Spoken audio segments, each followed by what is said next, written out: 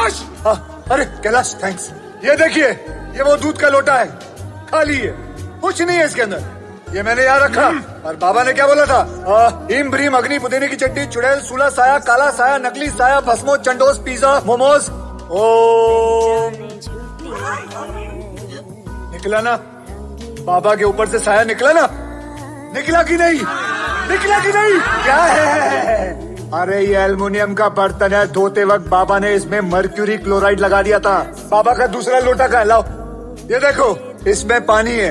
ये देखो, एक और केमिकल आता है, मिथाइल ऑरेंज। उससे दीवार पर बाबा ने पहले ही लिख दिया था कि मैं चुड़ैल हूँ। जब पानी के साथ वो रिएक्ट होता है तो लाल रंग बन जाता है, खून नहीं होता है वो। और हाँ, ये भूत भूत कुछ नहीं होता है। जिस दिन सच में मेरे सामने भूत आया ना, तो माँ कसम चूड़ियां पहन लूंगा, चूड़ियां। इस चैनल को लाइक शेयर અને સબસ્ક્રાઇબ કરો અને ફોલો કરો।